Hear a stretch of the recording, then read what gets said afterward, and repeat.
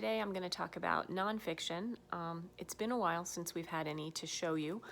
There was a delay in publication with publishers and distribution with our wholesaler. So I'm really pleased that after about a 6-week drought of no new materials coming in, we received a couple of boxes yesterday with about 30 books. So the staff is busy going through these and processing them, cataloging them, and getting them ready to get on the shelves for you. So they should be there in the next few days for you. So please request anything if it looks interesting to you. First off, I have Wintering by Catherine May, which is sort of a memoir crossed with contemplations and references to mythology, literature, and art about how people deal with the winter, sort of hibernating and finding strength when it's dark and cold out.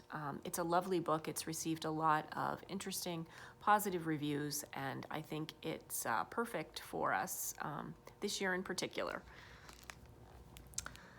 For those of you who are interested in World War II history, American history, and sports history, a really interesting book, The Eagles of Heart Mountain by Bradford Pearson, is the story of the Eagles football team, which was a team from a high school at the Heart Mountain internment camp at the beginning of World War II in Cody, Wyoming. And these Japanese-American interred high school students put together a football team. They had a star athlete among them who was from Los Angeles, and the rest of them apparently had very little athletic experience. And they became the state champions in Wyoming, and I think also traveled through Montana, and were undefeated after their first season playing against all of the other high schools in those states. I believe that Pearson then goes on to discuss the repercussions of their decision, each player's decision as to whether enlist in the Army or not. But it sounds like a really fascinating slice of our history.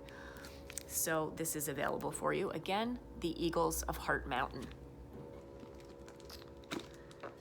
And maybe I should have talked about this one after Wintering. We have Icebound, the book that was reviewed last week or the week before on the front page of the New York Times Book Review, Shipwrecked at the Edge of the World by Andrea Pitzer, about William Barrett's crew. He was a Dutch explorer at the very end of the 16th century who journeyed to the Arctic. And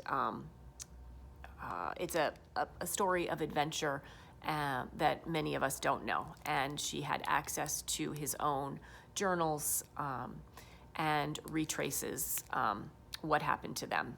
I believe they set sail in 1594. So sounds very interesting. I love stories of exploration like Shackleton in the Antarctic, etc. So this should be a good one. To move on to other topics, we have The 99% Invisible City, a field guide to the hidden world of everyday design by Roman Mars and Kurt Kohlstedt.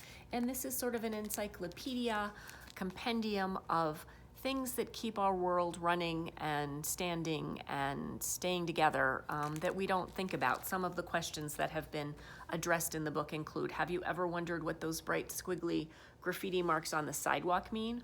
Or stop to consider why you don't see metal fire escapes on new buildings? Or ponder the story behind those dancing inflatable figures at car dealerships? So this is a really interesting book, beautifully designed with some great illustrations. So I hope you'll check out The Invisible City.